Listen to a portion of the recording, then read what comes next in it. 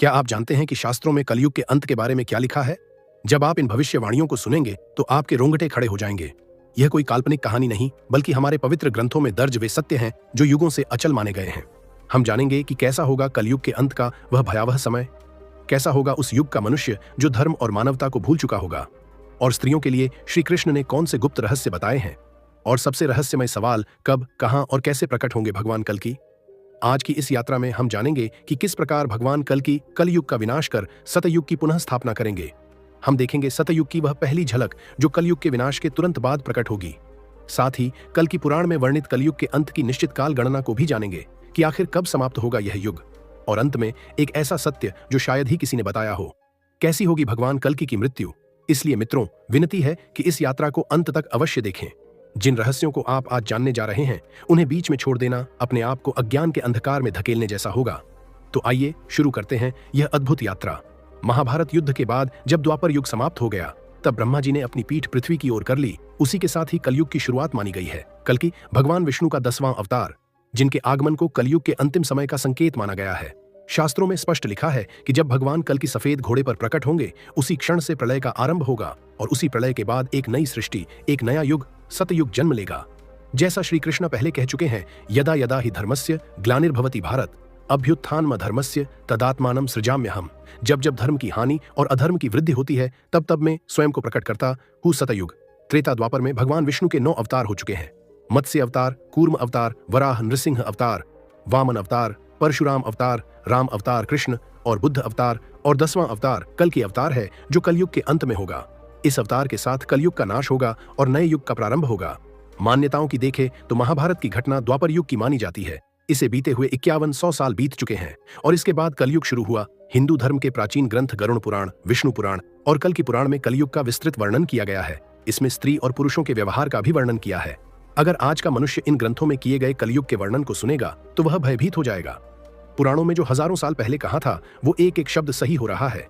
गरुड़ जी के पूछने पर श्री कृष्ण ने कलयुग का वर्णन किया है। श्री कृष्ण कहते हैं, त्रेता युग, द्वापर युग और कलयुग तीनों युगों से सबसे छोटा और भयानक है।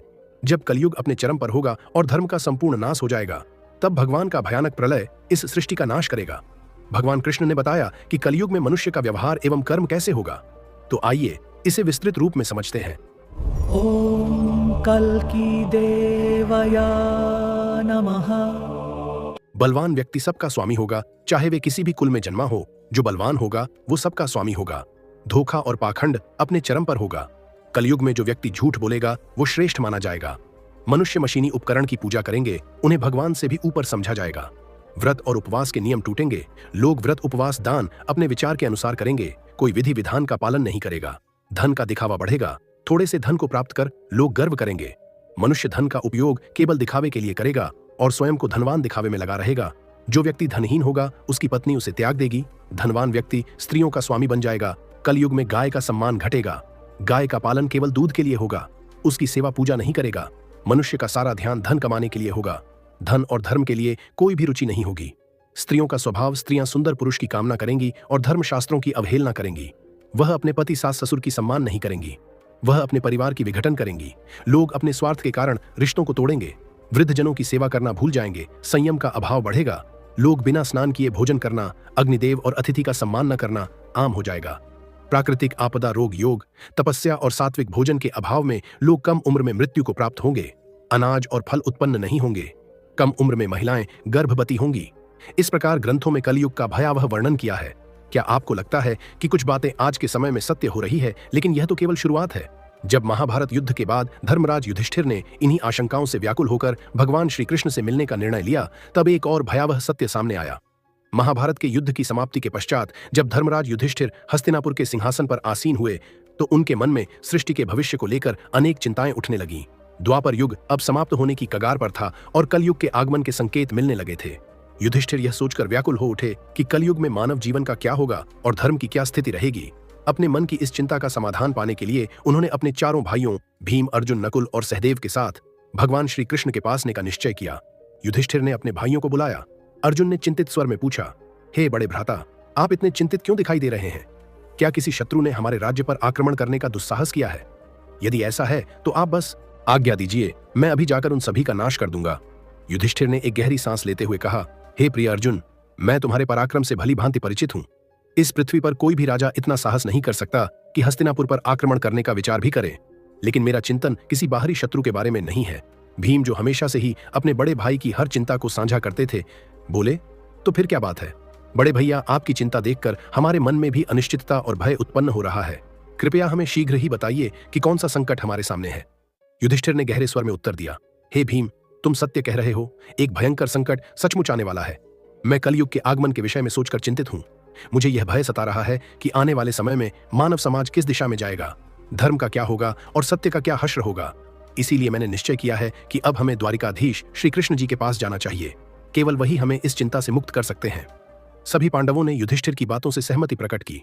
अर्जुन ने कहा, आप सत्य कह रहे हैं। भैया श्री कृष्ण ही इस समय सबसे अधिक ज्ञानी और भविष्य के जाता हैं। हमें शीघ्र ही उनके पास चलना चाहिए। भीम ने भी उत्सुकता से कहा, हे धर्मराज, मैं आपके साथ हूं। हम सब द्वारिका चलकर श्री कृष्ण से परामर्श करेंगे। इस प्रकार से विचार करके सभी पांडव द्वारिका की ओर प्रस्थान करने लगे। वे पवित्र नगरी द्वारिका में पहुंचे, जहां श्री कृष्ण ने उनका स्वागत किया। श्री कृष्ण के पास पहुंचते ही युधिष्ठिर ने उनके चरणों में प्रणाम किया और कहा, हे केशव, आपको बारंबार नमस्कार है। श्री कृष्ण ने मुस्कुराते हुए कहा, हे महाराज युधिष्ठिर, द्वारिका नगरी में आपका स्वागत है। कहिए, मैं आपकी किस प्रकार से सहायता कर सकता हूं। युधिष्ठिर ने विनम्रतापूर्वक कहा, हे माधव, आप तो सब कुछ जानते हैं।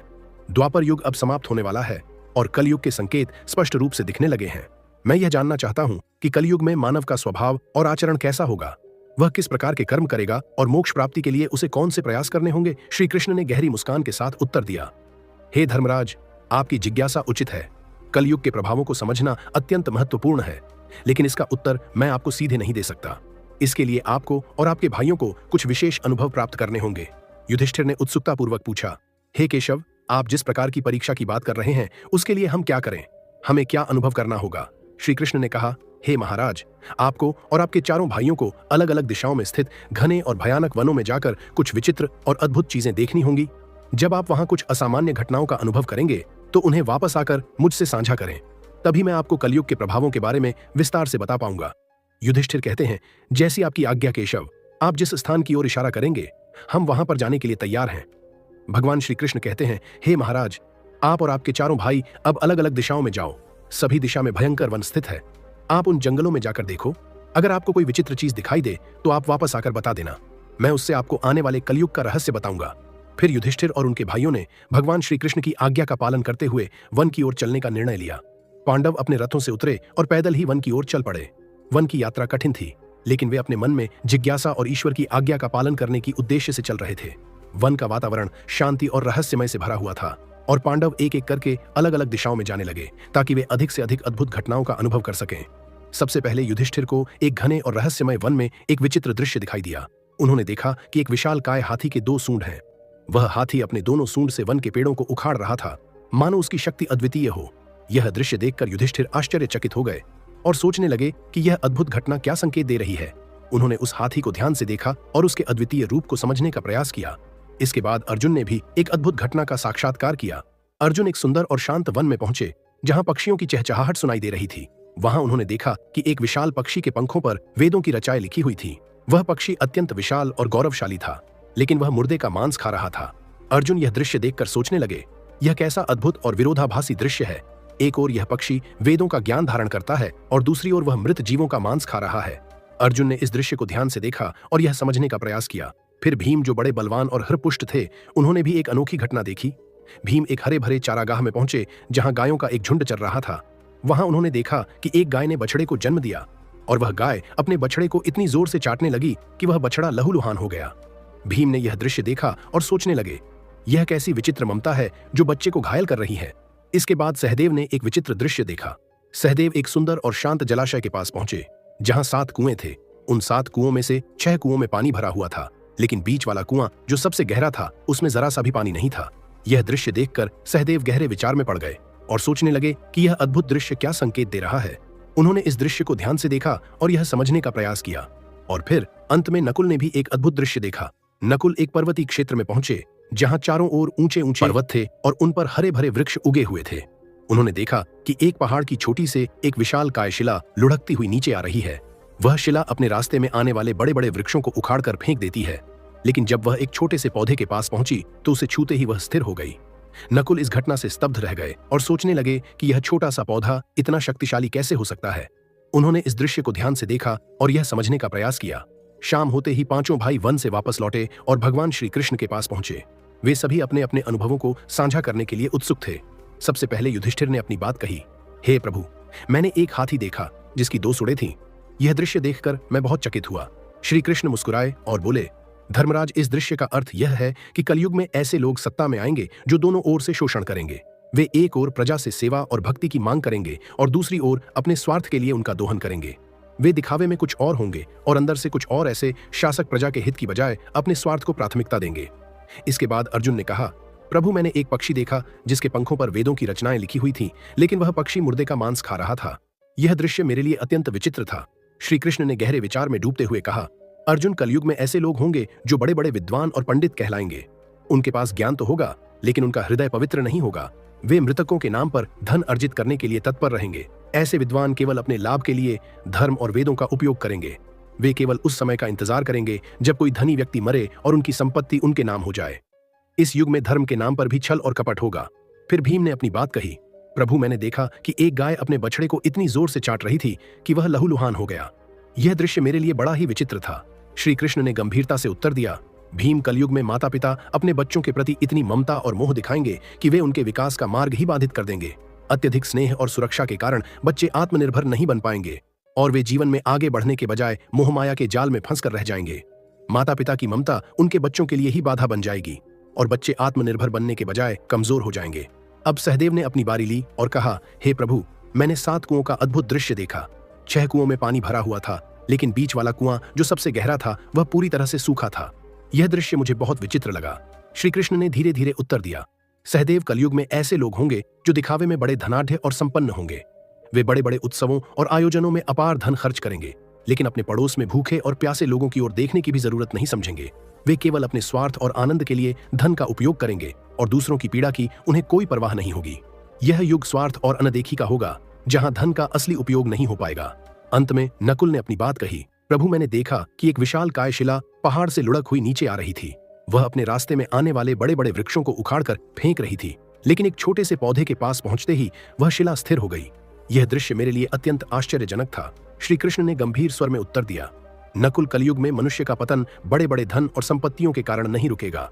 उसका जीवन केवल भौतिक सुख सुविधाओं से उखड़ जाएगा, लेकिन अगर मनुष्य अपने हृदय में भगवान का नाम और सच्ची भक्ति धारण कर लेता है तो वह पतन के मार्ग से बच सकता है। हरि नाम का छोटा सा पौधा भी जीवन को संभाल सकता है, जबकि बड़े बड़े वृक्ष जैसे धन और सत्ता उसे नहीं बचा पाएंगे। यही कलयुग का सच होगा। भगवान श्री कृष्ण के इन उत्तरों को सुनकर पांचों पांडव गहरे विचार में पड़ गए।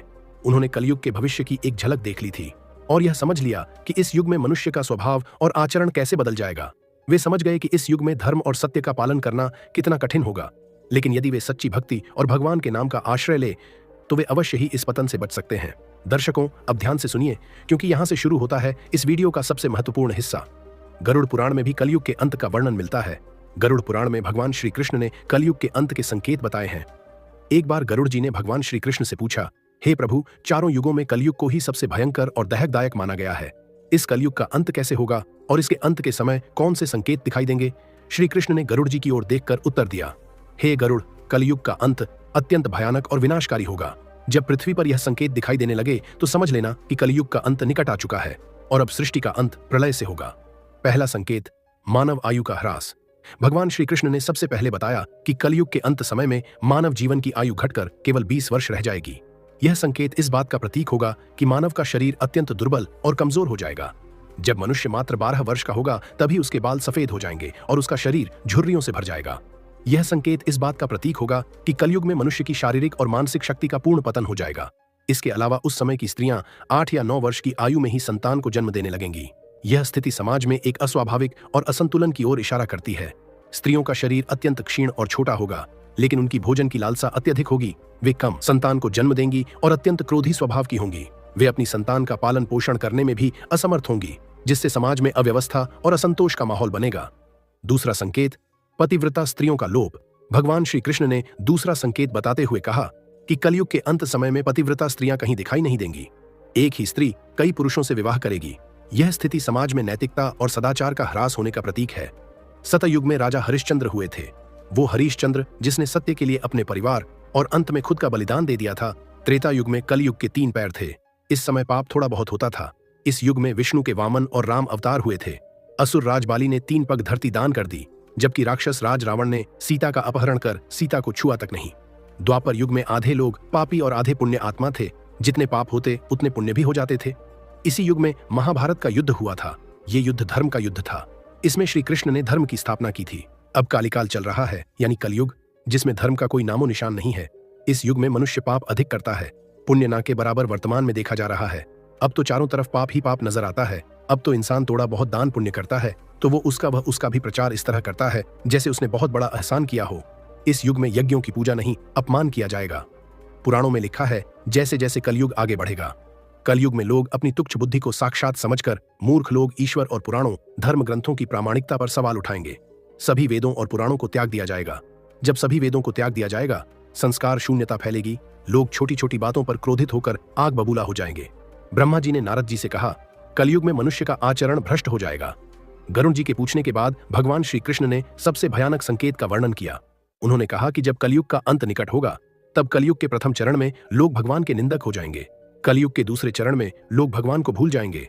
तीसरे चरण में वर्ण शंकर उत्पन्न होंगे और चौथे चरण में लोग जाति पाति धर्म सब भूल जाएंगे, जिससे पृथ्वी पर उपस्थित सभी देवता पीड़ित होंगे और मां पृथ्वी की रक्षा के लिए तथा धर्म की पुनः स्थापना के लिए भगवान ब्रह्मा जी से प्रार्थना करेंगे। फिर ब्रह्मा जी देवताओं की व्यथा सुनकर समझ जाएंगे कि अब समय आ गया है जब पालनहार भगवान विष्णु को पुकारना होगा। तब ब्रह्मा जी समस्त देवताओं को साथ लेकर क्षीर सागर में शयन कर रहे भगवान विष्णु के पास जाएंगे। वहां सभी देवता मिलकर भगवान विष्णु की स्तुति करेंगे, उनकी वंदना करेंगे और प्रार्थना करेंगे कि हे जगत के स्वामी, हे त्रिलोकीनाथ, हे पालनकर्ता, पृथ्वी पर अब धर्म का कोई चिन्ह शेष नहीं रह गया है। कलयुग ने अपना विकराल रूप धारण कर लिया है। कृपया आप अवतार धारण करके धर्म की पुनः स्थापना कीजिए और माता पृथ्वी का भार हरण कीजिए। देवताओं की करुण स्तुति सुनकर भगवान विष्णु ने अपने कमल नयनों को खोला और दिव्य वाणी में कहा, हे देवगणों, मैं आपकी व्यथा समझता हूँ। कलयुग में धर्म की रक्षा के लिए मैं शीघ्र ही पुनः अवतार धारण करूंगा। मैं संबल नामक ग्राम में विष्णु यश नामक धर्मात्मा ब्राह्मण के यहाँ उनकी सुशील पत्नी सुमति के गर्भ से जन्म लूंगा। यह मेरा 10वां अवतार होगा, जिसे संसार कल के अवतार के नाम से जानेगा। मैं अधर्म का नाश करूंगा और सत्य, न्याय तथा धर्म की पुनर्स्थापना करूंगा। भगवान विष्णु का यह आश्वासन पाकर समस्त देवतागण आश्वस्त हुए और अपने अपने लोकों को लौट गए। कल की पुराण के अनुसार देवताओं को दिए गए वचन के अनुसार भगवान श्री हरि संबल ग्राम में जन्म लेने के लिए तैयारी करने लगे। विष्णु यश जी एक परम ज्ञानी, वेदों के ज्ञाता और अत्यंत धर्मपरायण ब्राह्मण थे। उनकी पत्नी सुमति सभी सद्गुणों से युक्त पतिव्रता और धर्मनिष्ठ महिला थीं। एक दिव्य रात्रि में भगवान विष्णु स्वयं सुमति के गर्भ में प्रविष्ट हुए। जिस क्षण भगवान ने सुमति के गर्भ में प्रवेश किया, उसी समय संपूर्ण संबल ग्राम में दिव्य प्रकाश फैल गया। आकाश में देवगण पुष्प वर्षा करने लगे, गंधर्व मधुर संगीत गाने लगे और समस्त प्रकृति आनंदित हो उठी। वैशाख शुक्ल द्वादशी के पावन दिन जब सूर्योदय हुआ, उस समय भगवान विष्णु ने कल्कि के रूप में इस धरती पर जन्म लिया। उनके जन्म के समय आकाश में अद्भुत ज्योति प्रकट हुई। स्वयं माता गंगा जी दिव्य रूप में प्रकट हुईं और नवजात शिशु का अभिषेक किया। उनके जन्म के साथ ही संबल ग्राम में सभी लोग वेदों का पाठ करने लगे। धर्म की चर्चा होने लगी। कल्कि का शरीर तेजोमय था, उनकी आंखों में दिव्य चमक थी और उनके मुखमंडल से अलौकिक प्रकाश निकल रहा था। विष्णुयश और सुमति समझ गए कि यह कोई सामान्य बालक नहीं है, बल्कि स्वयं भगवान का अवतार है। भगवान कल्कि के बालक रूप का दर्शन करने के लिए द्रोणाचार्य, परशुराम, वेदव्यास और अश्वत्थामा भिक्षुक का वेश बनाकर संबल ग्राम आएंगे। सभी भिक्षुक ब्राह्मण विष्णुयश जी की गोद में बैठे बालक को पहचान लेंगे कि यह श्री हरि विष्णु हैं, जिन्होंने कलयुग के पापों का नाश करने के लिए अवतार लिया है। अतः उन्होंने उनका नाम कल्कि रखा, जो कली का अंत करेंगे। माता सुमति ने उनका भली प्रकार से पालन पोषण किया। भगवान कल्कि के 3 बड़े भाई भी थे, जिनके नाम कवि, प्रज्ञान और सुमंत थे। जब सभी बड़े हो गए तो विष्णुयश ने उन्हें वेदों का अध्ययन करने के लिए कहा। भगवान कल्कि ने अपने पिता से कहा कि वे 10 संस्कारों से युक्त और वेदों के ज्ञाता ब्राह्मण से शिक्षा ग्रहण करना चाहते हैं। तब पिताजी ने बताया कि अधर्मी कली के सताने से सभी ब्राह्मण यह स्थान छोड़कर चले गए हैं। उनके बचपन और युवावस्था में अनेक कठिनाइयां आएंगी। वे देखेंगे कि चारों ओर अधर्म का साम्राज्य है, दुष्ट राजा प्रजा पर अत्याचार कर रहे हैं, धर्म के नाम पर पाखंड फैला हुआ है। भगवान कल्कि ने अपने पिता को वचन दिया कि वे ब्राह्मणों के शत्रु कली का विनाश कर देंगे और पुनः धर्म की स्थापना करेंगे। कल्कि पुराण के अनुसार जब भगवान कल्कि घर से गुरु की तलाश में निकलेंगे, तब महेंद्रगिरी पर्वत पर रहने वाले परशुराम उन्हें अपने आश्रम ले जाएंगे। परशुराम जी ने कहा कि वे कई वर्षों से भगवान कल्कि की प्रतीक्षा में तपस्या कर रहे हैं। भगवान कल्कि परशुराम जी को पहचान गए और प्रसन्न होकर उन्हें अपना गुरु बना लिया। वहां उन्होंने वेदों का अध्ययन किया तथा 64 कलाओं का ज्ञान प्राप्त किया। शिक्षा पूर्ण होने के बाद परशुराम जी ने भगवान कल्कि से कहा कि अब आप भगवान शंकर से अस्त्र शस्त्र प्राप्त कीजिए तथा सिंगल द्वीप से अपनी पत्नी पद्मा को प्राप्त कीजिए। यही मेरी गुरु दक्षिणा होगी। फिर भगवान कल्कि भगवान शंकर के मंदिर पहुंचे और वहां विधिवत पूजन कर शिव स्तोत्र की रचना की।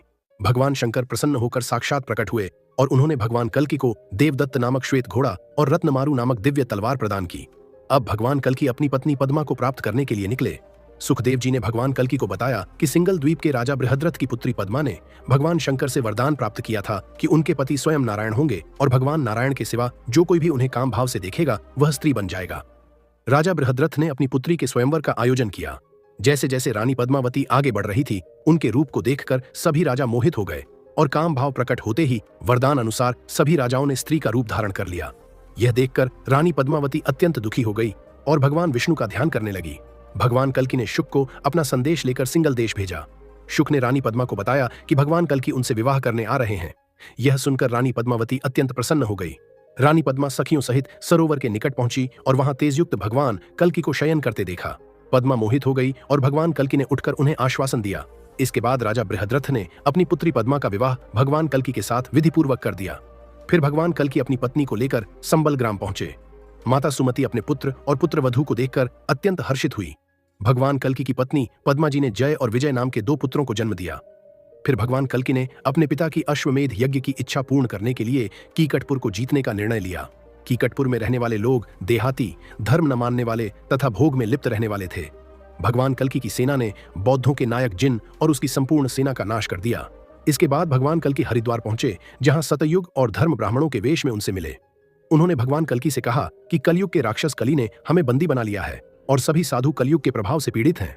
भगवान कल्कि ने आश्वासन दिया कि अब सतयुग आने ही वाला है। फिर भगवान कल्कि धर्म के साथ कलियुग के राक्षस कली के निवास स्थान पहुंचे। वहां चारों ओर भूतों का वास था और दुर्गंध फैली हुई थी।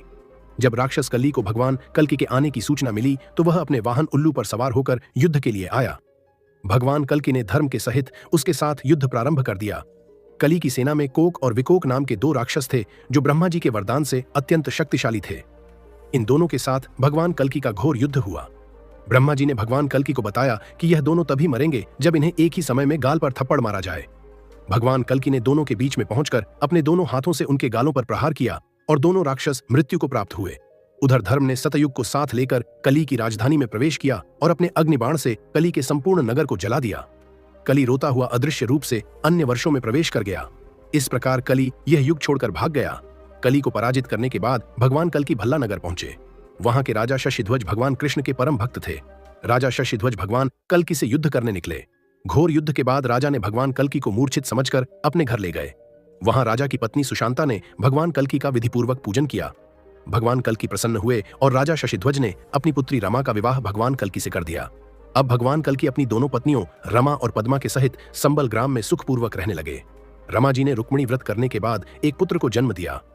एक दिन सभी देवता ब्रह्मा जी के साथ भगवान कल्कि के पास आए और उनसे वैकुंठ धाम जाने की प्रार्थना की। देवताओं ने कहा कि अब यह भूमि सत्य और धर्म पूर्वक शासित है, अब आप अपने धाम को जाइए। देवताओं की प्रार्थना सुनकर भगवान कल्कि ने अपने पुत्रों का राज्याभिषेक कर दिया।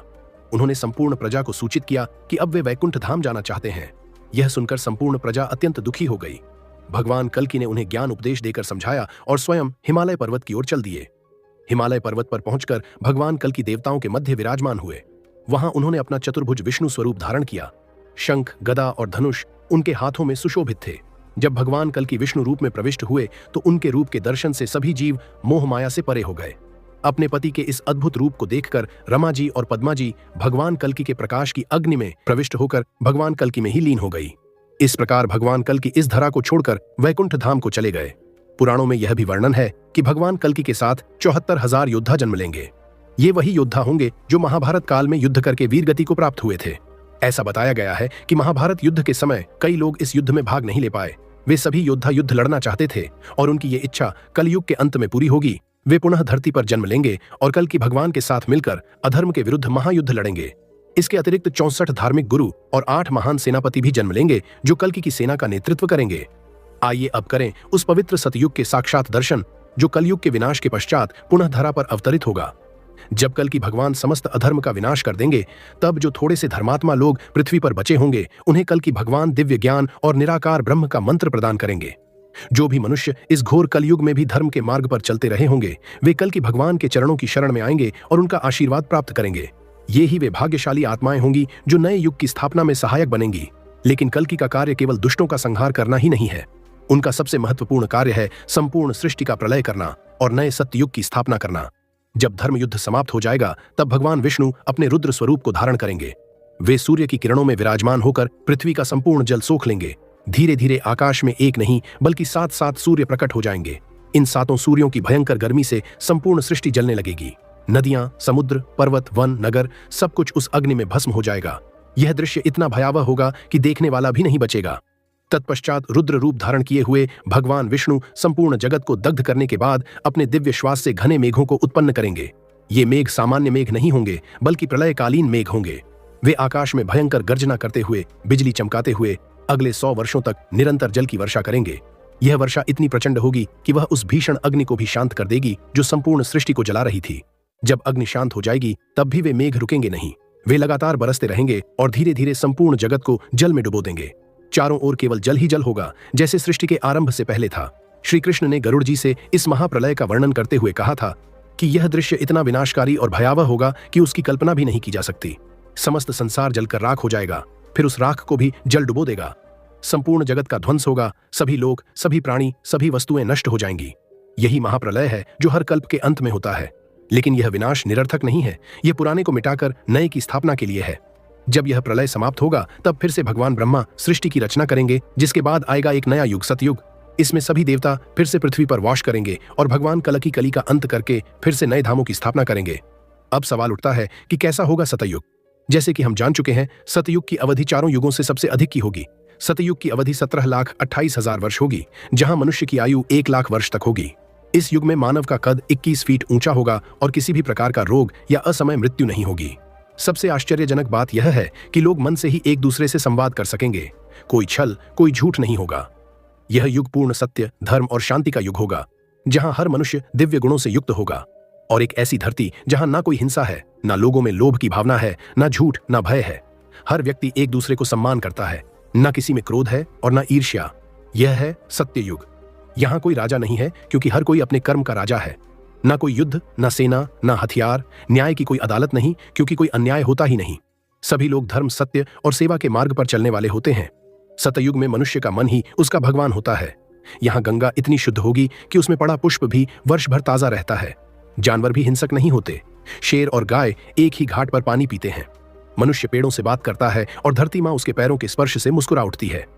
यहाँ धर्म कोई पुस्तक नहीं, बल्कि हर व्यक्ति की सांसों में बसा होता है। न कोई अलग अलग धर्म, न मंदिरों में पंक्तियां, न पाखंड। भगवान हर हृदय में स्वयं विराजमान होते हैं। ज्ञान मौन में मिलता है, शब्दों में नहीं। यह कोई किसी को उपदेश नहीं देता, क्योंकि सब ज्ञानी है। सत्य युग में मृत्यु कोई दुख नहीं, बल्कि एक उत्सव होती है।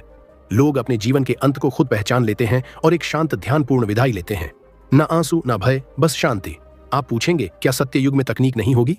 तकनीक होगी, लेकिन वह आत्मा से जुड़ी होगी। लोग मन से संवाद करेंगे और ध्यान से यात्रा करेंगे। ज्ञान पन्नों से नहीं, अनुभव से मिलेगा। सत्य युग कोई काल नहीं, बल्कि एक चेतना है जो मन में उतरे वहीं से आरंभ हो जाता है। अगर तुम सत्य बोलते हो, सेवा करते हो और लोभ नहीं रखते, तो तुम अभी से सत्य युग में जी रहे हो।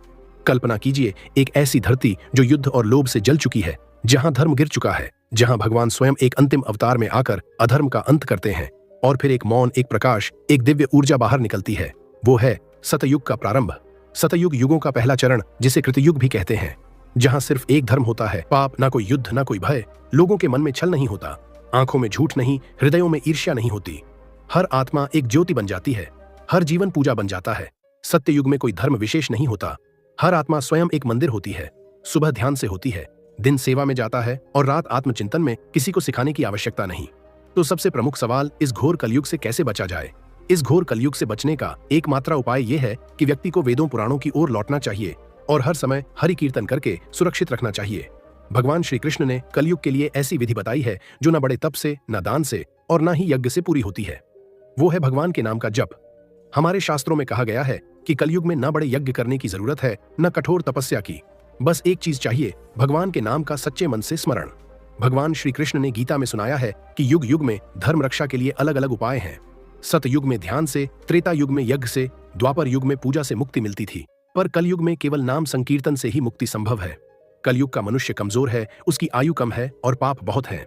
इसलिए भगवान ने इस युग के लिए सबसे सरल मार्ग दिया और वो है नाम जप। अब मैं आपको सुनाता हूं अजामिल की कहानी, जो भगवान ने भागवत पुराण में बताई है। अजामिल एक ब्राह्मण का बेटा था। बचपन में बहुत ही धार्मिक और साधु विचार का था, पर एक दिन जंगल में उसे एक सुंदरी दिख गई और वो उस पर मोहित हो गया। उसने अपना घर छोड़ा, अपनी पत्नी को त्याग दिया और उस औरत के साथ रहने लगा। पाप पर पाप करता रहा, चोरी, झूठ, हिंसा, सारे शास्त्र भूल गया। ऐसी जिंदगी जीता रहा 50 साल तक। उस ब्राह्मण के 10 पुत्र थे। सबसे छोटे बेटे का नाम था नारायण। जब अजामिल बुढ़ापे में मृत्यु शैया पर पड़ा था, तब यमराज के दूत आए उसकी आत्मा को ले जाने। अजामिल घबरा गया, डर के मारे अपने छोटे बेटे को आवाज दी, नारायण नारायण। उसने अपने बेटे को बुलाया था, पर भगवान का नाम तो ले लिया। और क्या हुआ? भगवान विष्णु के पार्षद आ गए। उन्होंने यमराज के दूतों को रोक दिया और कहा, ये हमारे भक्त हैं, इनका समय अभी नहीं आया। यमराज के दूत बोले, पर प्रभु, इसने तो जिंदगी भर पाप किए हैं। तब विष्णु भगवान ने कहा, इसके जीवन के अंतिम सांस में इसने मेरा नाम लिया है, चाहे मजबूरी में ही सही, पर नाम की महिमा ऐसी है कि सारे पाप धो दिए। अजामिल को नया जीवन मिला। उसने बाकी की जिंदगी भगवान की भक्ति में बिताई और मुक्ति पाई। दोस्तों, अजामिल की कहानी हमें यह सिखाती है कि नाम में असीम शक्ति है। भगवान का नाम लेते ही हृदय शुद्ध होने लगता है। कलयुग में नाम से बड़ी कोई साधना नहीं। भले ही बार बार गलतियां हो जाएं, पर नाम जारी रखो। अंतिम सांस में भी भगवान याद आए तो मुक्ति पक्की है। इसलिए रोज नाम जप का अभ्यास करो। कैसे करें नाम जप? सुबह उठकर या रात को सोने से पहले बस 15 मिनट हरे कृष्ण कृष्ण कृष्ण हरे हरे, या फिर AUM नमो भगवते वासुदेवाय, या अपने इष्ट देव का कोई भी नाम, राम, कृष्ण, शिव, दुर्गा, सच्चे मन से बोलो। माला ले सकते हो या बस मन ही मन जप करो। जरूरी नहीं कितनी बार, जरूरी है कितनी श्रद्धा से। कलयुग में भगवान ने हम पर बहुत कृपा की है। बिना किसी कठोर साधना के बस नाम लेने से ही मुक्ति का मार्ग खुल जाता है। और जो व्यक्ति धर्म से विमुख होकर रहेगा, वो कभी भी कहीं भी अकाल मृत्यु को प्राप्त करेगा या हर समय दुखी और संकटों से घिरा रहेगा। प्रिय मित्रों, अगर आप कलयुग से बचना चाहते हैं तो आप गलत लोगों से दूरी बनाए रखें और भजन कीर्तन करते रहे और वेदों पुराणों का पाठ जरूर करें और ईश्वर की पूजा आराधना में लगे रहे। इससे आपके जो भी बुरे कर्मों के फल है वो समाप्त हो जाएंगे और आपको इस कलयुग से मुक्ति मिलेगी। भगवान श्री कृष्ण ने कहा है, जो व्यक्ति कलयुग में हमेशा सत्य के मार्ग पर चलेगा उसका जीवन आसान हो जाएगा। श्री कृष्ण की बताई गई इन अहम बातों पर चलना कलयुग के इंसानों के लिए कठिन जरूर है, लेकिन जो इन बातों का पालन करेगा उनका जीवन सरल और सुखमय होगा। आजकल भागदौड़ भरी जिंदगी में ईश्वर का स्मरण और वेदों पुराणों पढ़ने लिए किसी के पास समय नहीं है, लेकिन जब विपत्ति आती है तो सभी को भगवान याद आते हैं। यदि इंसान सुख में भी भगवान को याद करता रहे तो उसे देख के दिन नहीं देखने पड़ेंगे। तो मित्रों, इस वीडियो में दी गई बातें इतनी गहन और व्यापक हैं कि एक बार देखने मात्र से पूरी तरह समझना संभव नहीं है। इसीलिए इसे 2 से 3 बार ध्यानपूर्वक देखें ताकि हर ज्ञान का सार आपके मन और चेतना में गहराई से उतर सके। अगर आपको यह वीडियो पसंद आई हो तो इसे हर जगह शेयर जरूर करें। अगर आप जानना चाहते हैं कल की भगवान की संपूर्ण जीवन कथा तो कमेंट में पार्ट 2 लिखिए। कमेंट में अपने विचार जरूर दें। हमारे चैनल पर ऐसी ही कई महापुराण और कथा आधारित वीडियो भी पड़ी हैं, उन्हें भी अवश्य देखें और अपने ज्ञान और भक्ति को और बढ़ाएं। साथ ही अपने प्यारे चैनल ऑडियो बुक की गंगा को सपोर्ट करें। जय सनातन।